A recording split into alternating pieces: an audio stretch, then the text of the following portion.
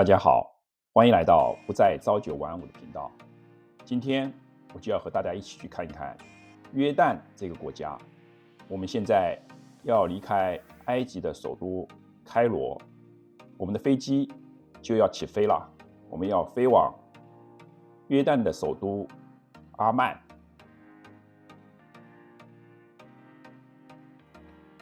阿曼是约旦的首都和最大的城市，是古代历史和现代发展的迷人融合。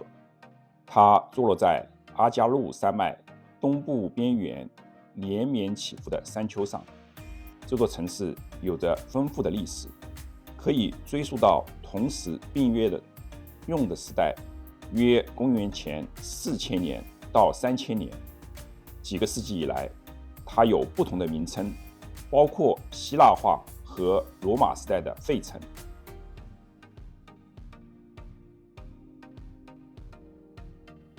如今，阿曼是一座人口超过200万的繁华大都市，它是约旦的政治、文化和经济中心，是王室和政府的所在地。这座城市以其充满活力的文化、罗马圆形剧场等历史遗迹和现代化的设施而闻名。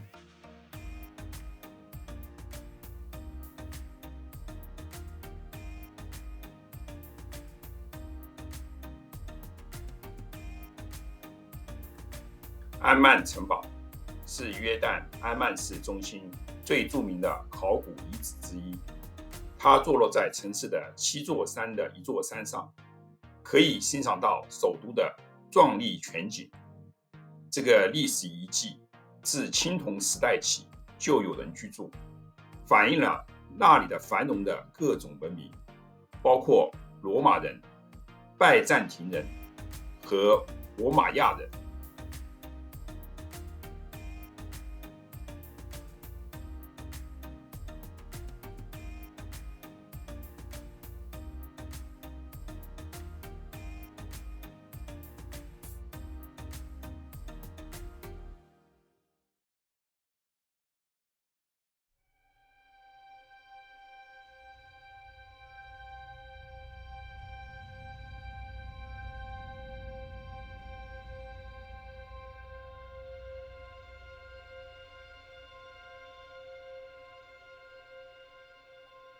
到了郊外，看到许多橄榄树，这让我想起了在圣经中记载的洪水的故事。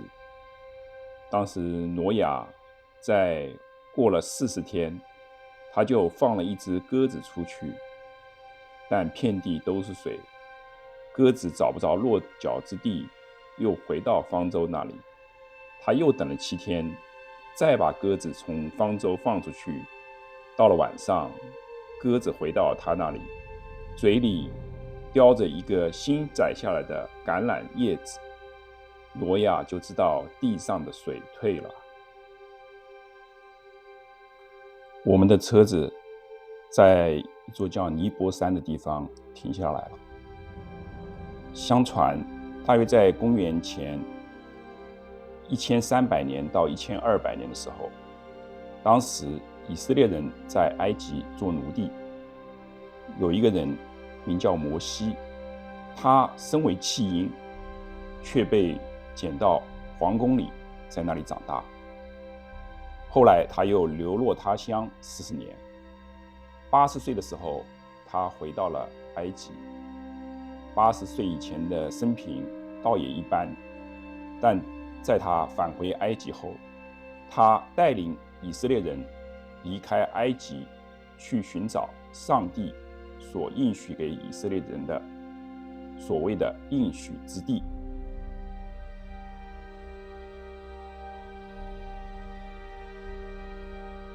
摩西带领以色列人出埃及，穿越旷野40年后，终于到达了尼泊山。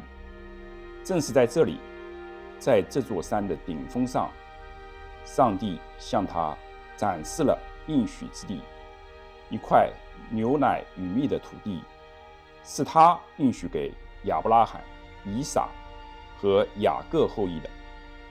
然而，摩西被告知，他不会亲自进入这片土地。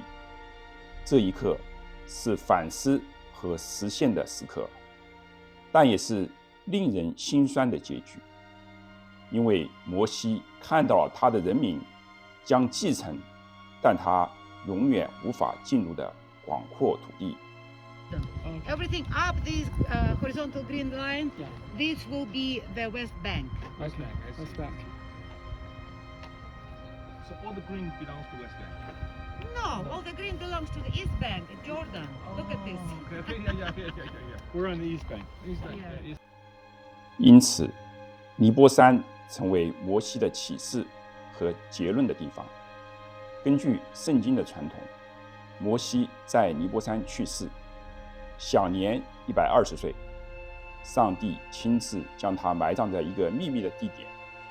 然而，他的领导和遗产通过约书亚得以延续。约书亚带领以色列人进入了应许之地。相传在旷野中时，由于以色列人的叛逆，有毒蛇出来咬伤他们。神让摩西把毒蛇挂在杆子上，平息了那一场蛇灾。以后人们用此来寓意耶稣基督要被挂在十字架上，来承担人类所犯的罪。终于到达佩特拉了。佩特拉是阿拉伯贝都因部落纳巴泰人于公元前4世纪左右建立的贸易站。纳巴泰人是熟练的商人，积累了大量财富，使佩特拉成为主要的商业中心。这座城市的战略位置坐落在崎岖的山脉之中，为抗御入侵者提供了天然的防御。尽管遭受了数次的袭击，包括公元前312年前希腊人和公元106年罗马人的袭击，佩特拉仍然在纳巴泰人的统治下繁荣发展。与佩特拉有关的最著名的传说之一，就是摩西击打磐石出水的故事。根据民数记20章中记载，会众没有水喝，就聚集攻击摩西亚人。百姓向摩西争闹说：“我们的弟兄曾死在耶和华面前，我们恨不得与他们同死。你们为何把耶和华的会众领到这旷野，使我们和畜生都死在这儿呢？你们为何逼着我们出埃及，引我们到这坏地方呢？这地方不好撒种，也没有无花果树、葡萄树、石榴树，又没有水喝。”摩西亚人离开会众，到会幕门口，匍匐在地，耶和华的荣光向他们显现。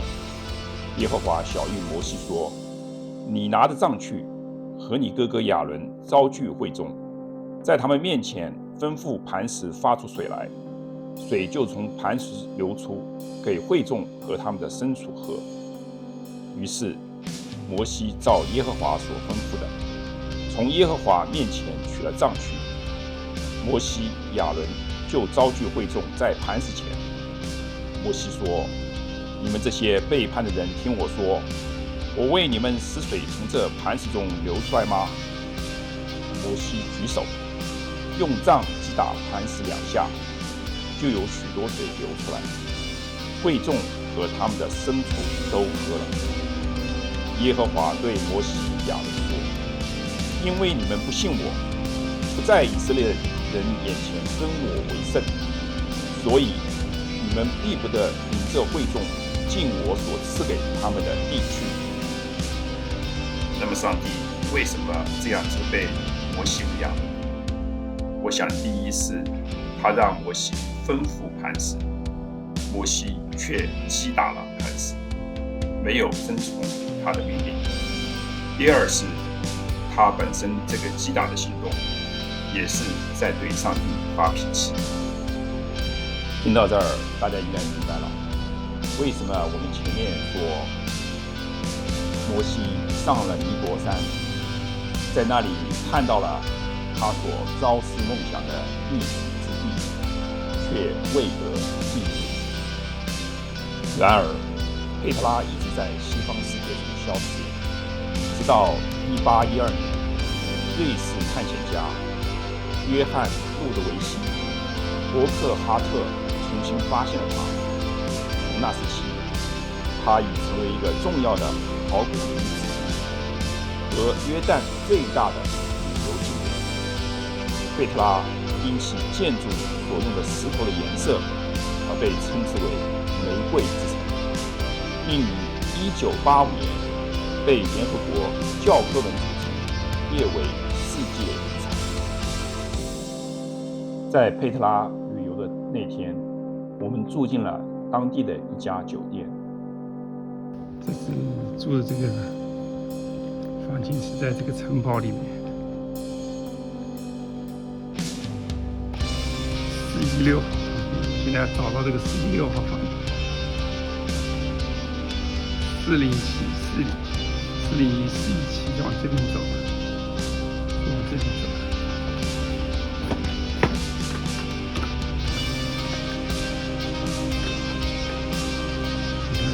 401、407，找个一个方向走。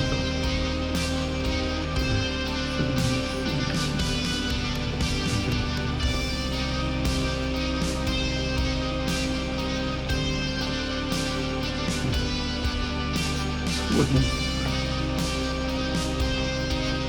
哎，这好像有点希望。哇，这个景色太美了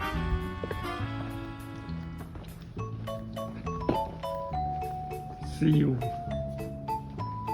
416，啊，这就是我的房间。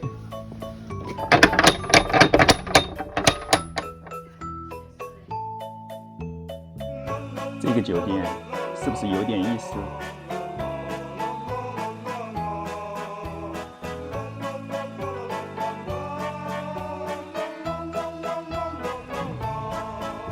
这个景色，你在拍群做的不漂亮。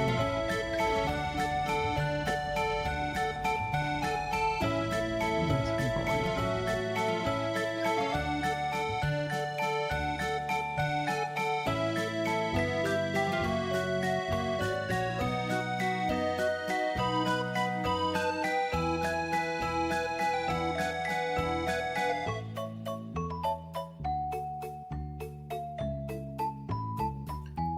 看我高兴的都跳起来了。Jordan 的小汤，我们依依不舍地离开了小镇佩特拉，回到了约旦首都阿曼。在那里，我们也参观了一些考古的博物馆。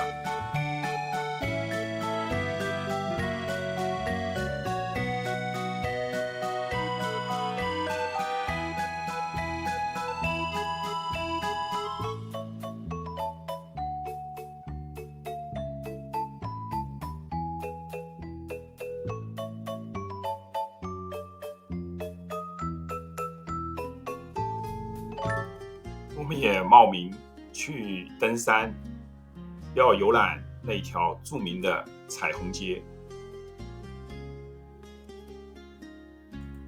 比较有意思的是，当我太太要了一个她所喜欢的柠檬和薄荷的茶的时候，那儿的招待竟给我们拿上了这个西夏，是约旦非常著名的一种水烟。我们不知道怎么抽，最后也就放弃了。但约旦的甜点确实是非常的好吃。我在街上找到了这个，大家要去的时候一定不要错过哦。给我们介绍的，哇，简直是就是我们想要的烤鱼店。